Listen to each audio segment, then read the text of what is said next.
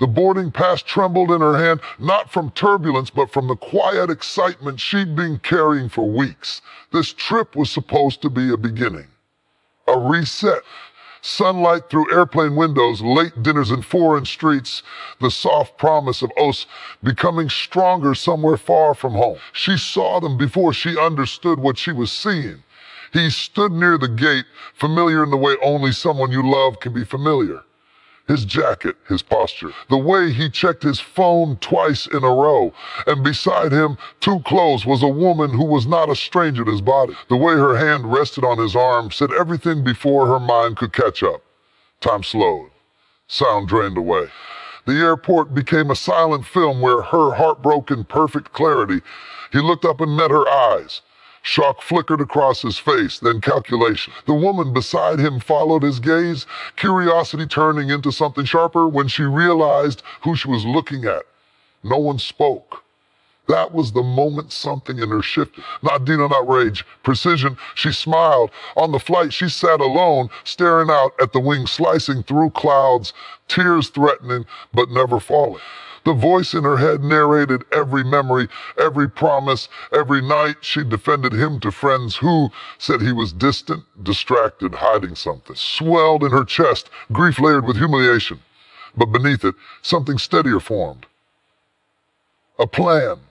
At the hotel, she watched from across the lobby as he checked in. 2 rooms, one light too many. The marble floors reflected chandeliers and strangers who would never know the story unfolding in their midst. She took her own key, thanked the receptionist, and disappeared into the elevator like a ghost. The next days played out in public spaces, breakfast buffets, poolside lounges, tourist crowds thick with laughter and camera flashes. She observed from a distance, documenting everything quietly, timestamps, reflections in mirrors, his hand on the other woman's back when he thought no one was watching. Her heartbreak hardened into resolve. This wasn't about destroying him, it was about reclaiming herself. On the final night, the hotel hosted a rooftop gathering. Travelers, locals, soft lights, music floating above the city. He didn't notice her at first. She stood confident now, dressed not for him but for herself. The woman she remembered being before love made her smaller. When she stepped forward, the crowd felt it before they understood it. She raised her glass and spoke calmly, her voice steady enough to cut through the music. She thanked everyone for being witnesses to a beautiful city and an unforgettable trip. Then she told the truth. Simply, clearly, who she was, what he'd done. Screens lit up as she shared the photos he'd helped her collect without knowing it. Proof reflected in every stunned face around them. He tried to interrupt. She didn't look at him. She finished by saying she refused to carry shame that wasn't hers, that betrayal thrives in silence, and tonight she chose noise. Applause rippled awkwardly at first, then stronger understood what courage looks like when it's quiet and controlled. She set her glass down and walked away. The final shot was her alone at the airport again. Sunlight warmer this time. Footsteps sure. The voiceover returned, not broken now, but clear. I lost someone I thought I loved, but I found myself, and I'm not leaving empty. And the plane lifted. The city shrank. Her future opened wide. The idea of the romantic trip began on an ordinary evening, the kind that usually slipped by unnoticed. Rain tapped softly against the windows, city lights blurred into streaks of gold, and the room smelled faintly of coffee gone cold. She sat on the couch scrolling through photos of places she had never been, while he lay beside her, half listening to music and half watching her smile at the screen. Where would you go? He asked casually, if you could disappear for a while. She didn't answer right away. In her mind, she was already somewhere else, walking through narrow streets lit by lanterns, sharing quiet mornings and long conversations that didn't need phones or clocks. And she turned to him and said, somewhere that feels like a secret, somewhere that's just ours. That night, the plan was born. They started small, with whispered conversations before sleep. He suggested beaches. She suggested cities full of history. They argued playfully over mountains versus oceans, sunrise views versus midnight walks. Each disagreement ended in laughter, the kind that made the plan feel less like logistics and more like a promise. Eventually, they settled on a place that held both adventure and calm, a modern city near the sea where old architecture met glass towers and sunsets melted into the water. Enough. Planning became their shared ritual. After work, they would sit together with a laptop between them, shows touching, fingers occasionally brushing as they scroll. Flights were compared carefully, not just for price, but for timing. She liked the idea of arriving in the early morning, the city still waking up. He liked night arrivals, cinematic and mysterious. They chose compromise, smiling at how easily it came. Hotels were the most fun. She leaned toward cozy boutique places with balconies and soft lighting. He liked modern rooms with big windows and city views. They imagined themselves there, ordering room service, laughing over spilled drinks, watching the city breathe below them. Eventually, they booked a hotel close enough to walk everywhere, promising each other they'd get lost on purpose, at least once. As the days passed, the trip slowly took shape. She created a private list on her phone titled Use, filling it with cafes she wanted to try, beaches she wanted to sit on, and small details like watch sunrise together and no phones during dinner.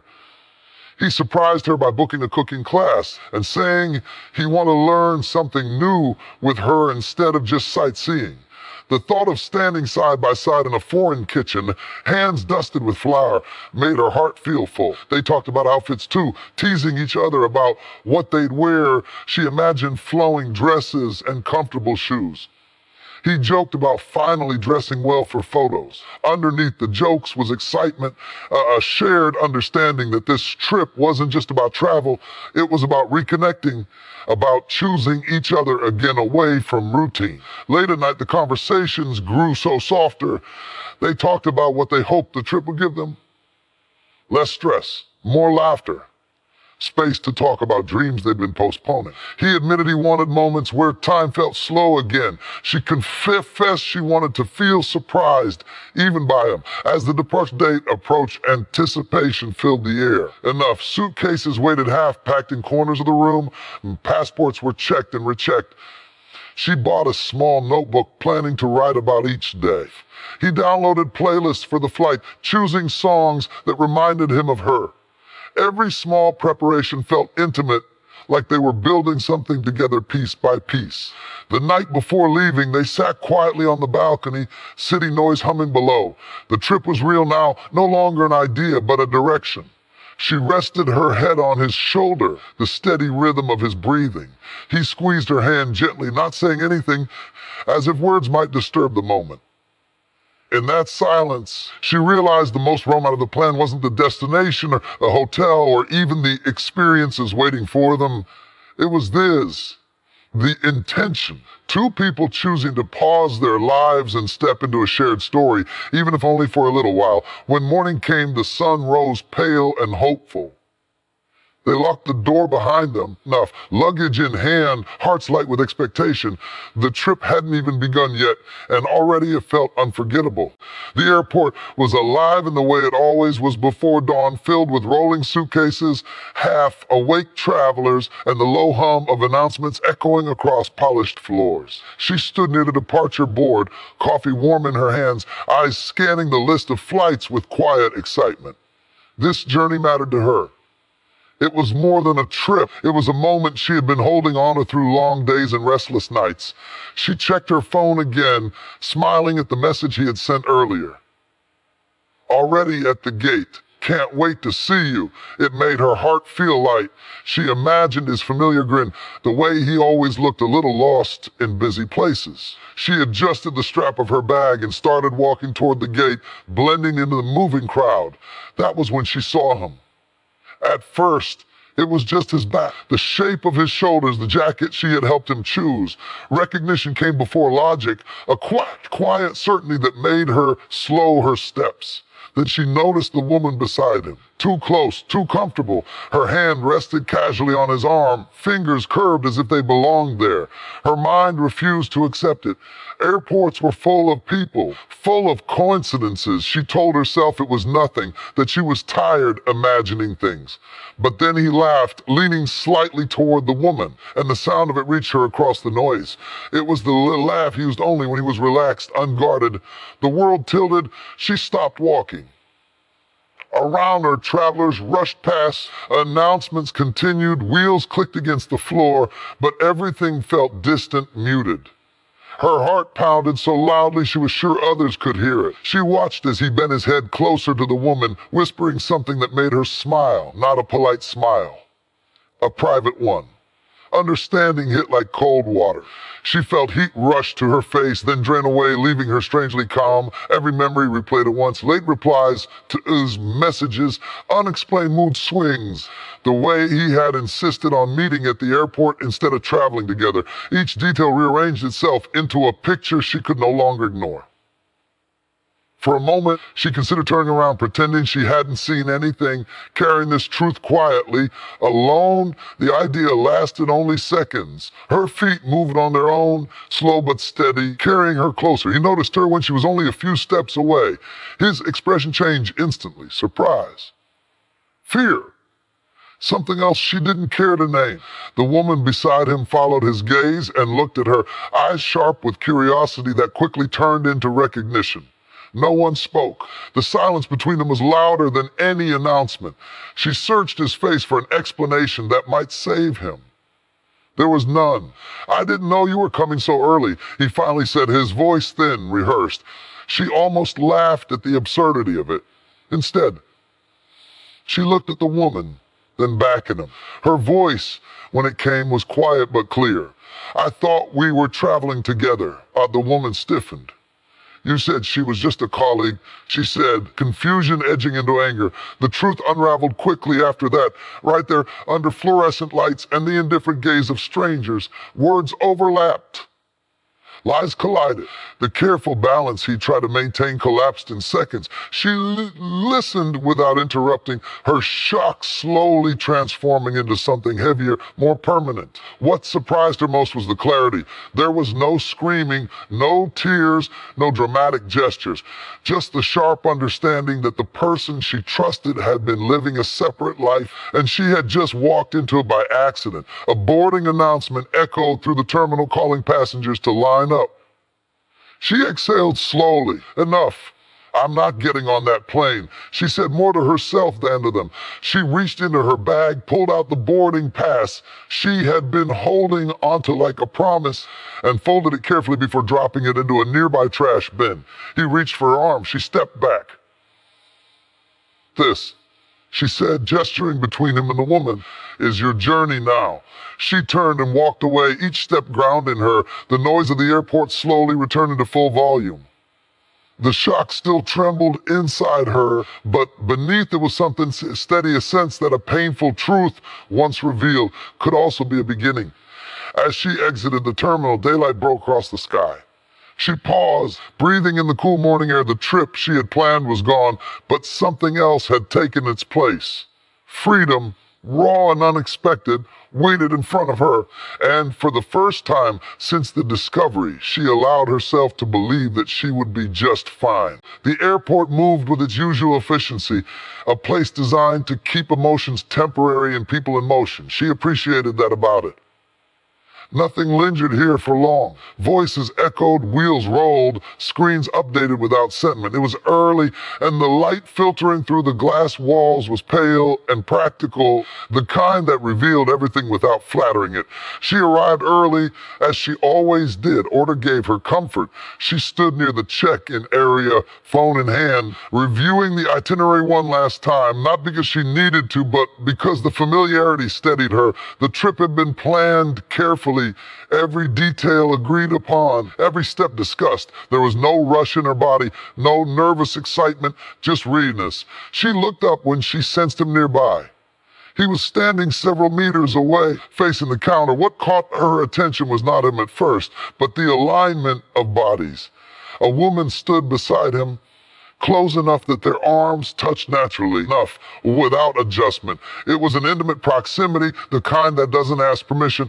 The woman leaned slightly toward him as she spoke, and he responded without moving away. She observed this without reaction. Her mind registered details the way it always did in moments of uncertainty, posturing familiarity. She noted the absence of surprise in his expression, the ease of the interaction. These were not strangers sharing space. This was continuity. She did not feel panic. There was no rush of heat, no tightening in her chest. Instead, there was a subtle recalibration, like a scale correcting its balance. She waited.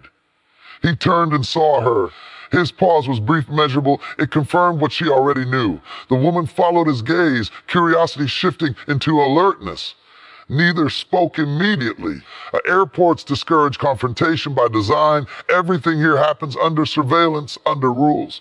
She walked toward him in an unhurried pace. "Good morning," she said, her voice even. He responded a second too late. "You're early, Wes," she said. "I had planned to be." The woman looked between them, assessing. "Enough, I didn't realize." "It's fine," she interrupted gently, not unkindly. "There's nothing to explain to me." That surprised him more than anger would have. She turned slightly toward the woman. "You're traveling together." And the woman hesitated, then nodded. "Yes." She accepted the answer without comment. Her attention returned to him. "I assume our plans have changed." He opened his mouth, then closed it again. The absence of denial was enough. She checked the departure screen behind them, confirming the gate number and boarding time. The flight was on schedule.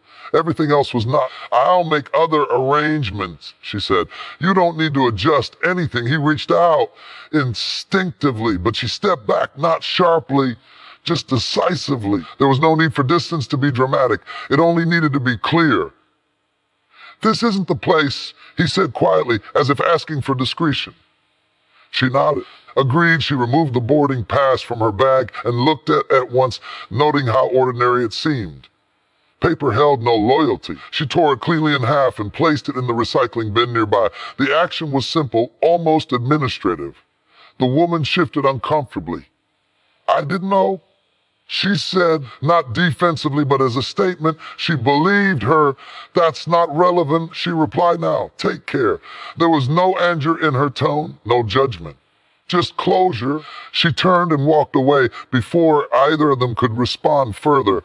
Her pace remained steady. She passed security without incident, exited the terminal, and stepped into the cool air outside. The city was waking up. Taxis lined the curb. The sky was clear. She stood still for a moment, not to process emotion, but to assess next steps. She opened her phone, canceled the hotel reservation, noted the refund policy, and booked a car home. The efficiency was grounding. Practicality had always been her way through uncertainty. As she waited, she noticed her reflection in the glass doors. She looked the same.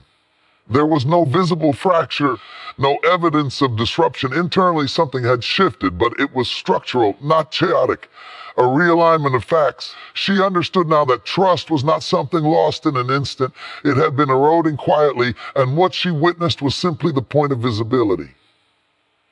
There was relief and clarity, even when it arrived unexpectedly. The car pulled up. She got in, gave her address, and leaned back against the seat. The airport receded behind her, returning to its rhythm, indifferent and efficient. She did not think about what might have been said differently or how the moment could have unfolded with more emotion. There was no value in that. What mattered was that she had seen the situation clearly and responded in alignment with herself. As traffic moved smoothly ahead, she felt calm, not triumphant, not broken, just composed, and that she realized was enough. The rooftop terrace was crowded in the effortless way of places designed to look casual while hosting an audience. Soft lights traced the edges of the space. Music floated just loud enough to discourage private conversations, and the city stretched behind it all like a living backdrop. People gathered with drinks in hand, strangers temporarily bonded by travel and atmosphere. She arrived alone. Her posture was relaxed, her expression unreadable. Anyone watching closely might have noticed the deliberateness of her movements, the absence of hesitation. This was not an impulsive appearance. It was a chosen one. Across the terrace, he stood with the woman. They were laughing, bodies angled inward, absorbed in the moment. To them, this evening was already resolved. The past had been compartmentalized. The truth, they assumed, would remain quiet. She took a glass from a passing server and waited. When the music between tracks and attention naturally shifted, she stepped forward, and not abruptly, just enough to be noticed. Her presence registered slowly, like a change in temperature. Conversations around her softened, then paused. She raised her glass slightly, a universal gesture. "Excuse me," she said, her voice calm and clear, carrying without effort. "I won't take much time." Heads turned. Curiosity gathered. He noticed her then. The smile left his face in stages, disbelief followed by recognition. The woman beside him stiffened. She continued unhurried. "We're all travelers here, passing through places, moments, versions of ourselves. I think that makes honesty especially important." There was no accusation in her tone, no tremor. "My name is Anna," she said. "I was meant to be on this trip with him." A ripple moved through the crowd. Not shock yet, attention sharpening. She gestured lightly in his direction, not looking at him. "Instead, I discovered that I was part of a parallel arrangement, one where the truth depended on silence." Someone shifted uncomfortably. A glass was set down. She reached into her bag and removed her phone. "I won't describe anything. I'll just show it." She tapped the screen and handed the phone to the person nearest her. Photos passed hand to hand, not sensational, not explicit, just undeniable dates. Reflections, messages displayed with timestamps too precise to argue with. Evidence that spoke without commentary. The woman beside him took a step back, face draining of color as recognition settled. "You said," she began. Anna raised her hand gently. "This isn't for debate." He tried to speak. "This is inappropriate," he said quietly, forced composure cracking. "You don't need to do this." "I do," she replied. "And now I've done it, but..." There was no shouting, no applause, just a dense, unmistakable silence, heavy with understanding. The exposure wasn't dramatic because it didn't need to be. It was complete. She looked around at the faces watching her. Not seeking validation, simply acknowledging witnesses. "I'm not here to embarrass anyone," she said. "I'm here because deception relies on privacy. And I no longer consent to that." She turned to the woman, meeting her eyes directly for the first time. "What you choose to do with this information is yours." Then she looked at him. "And so is what you lose." As she placed the phone back in her bag, finished her drink, and set the glass down carefully on a nearby table. The music resumed, awkward at first, then steadier as the staff adjusted the volume, attempting to restore normalcy. But something had already shifted. She walked through the crowd as people instinctively made space for her. No one stopped her, no one challenged her. The truth had settled where it needed to. At the elevator, she paused briefly, exhaling. Not in relief exactly, but in release. The tension she'd been carrying, unspoken, unresolved, was gone. What remained was clarity. As the doors closed, she caught one last glimpse of the terrace. He stood alone now. The woman was gone. Conversations had resumed, but with a new awareness, the kind that lingers after witnessing something real. Downstairs, the lobby was quiet. She crossed it without hurry, stepped outside, and felt the night air against her skin. The city lights no longer felt overwhelming. They felt neutral. She walked forward, posture steady, expression composed. She did not look back. What she had reclaimed was not justice or sympathy or even closure. It was authorship, the right to tell her own story aloud and leave the rest behind. The decision did not arrive suddenly. It formed slowly, quietly, in the space between what she tolerated and what she understood she deserved.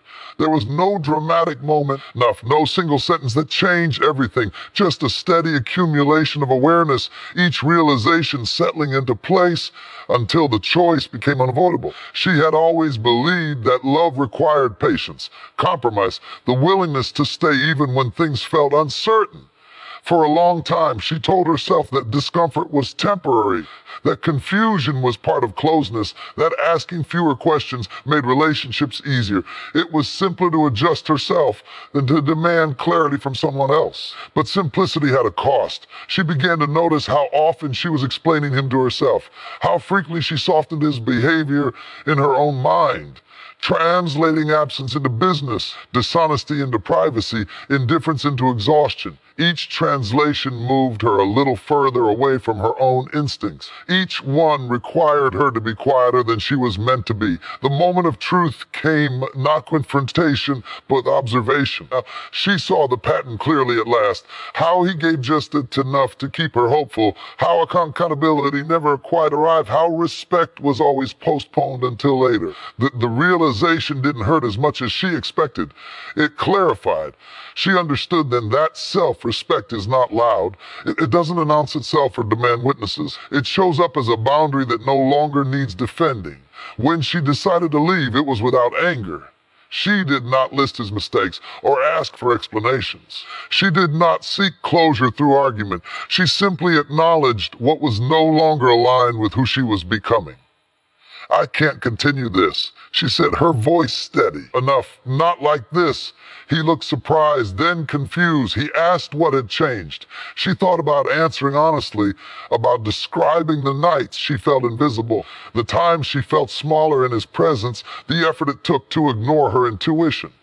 But she realized something important. Understanding was not required for her decision to be valid. "I have," she said instead. There was silence after that, not the kind filled with tension, but the kind that marks an ending. He tried to negotiate, to promise change in vague terms, to suggest time. She listened politely, without interruption, without hope. She knew the difference now between potential and reality. Walking away felt unfamiliar at first. There was no immediate relief, no sense of triumph, just a quiet steadiness like standing upright after being bent for too long. She returned home, moved through her routines, and noticed how much energy had been freed simply by no longer anticipating disappointment. In the days that followed, she chose herself in small, deliberate ways. She declined conversations that would reopen wounds. She stopped revisiting memories that asked her to doubt her decision. She redirected her attention toward things that made her feel present rather than anxious. She realized that self-respect is a practice, not a declaration. It is choosing not to respond when silence is healthier. It is resisting the urge to explain yourself to people committed misunderstanding you. It is accepting that being alone is far less damaging than being diminished. There were moments of sadness, of course. Letting go always creates space. Space can feel empty before it feels peaceful. But even in the quiet, she felt intact. Nothing about her had been compromised by the choice. If anything, she had returned to herself. She no longer measured her worth by how much she could endure. She no longer confused loyalty with self-abandonment. She understood that love offered at the expense of dignity is not love, it is negotiation. One evening, as she sat by the window watching the city settle into night, she felt something close to gratitude, not for the pain, but for the clarity it had forced upon her.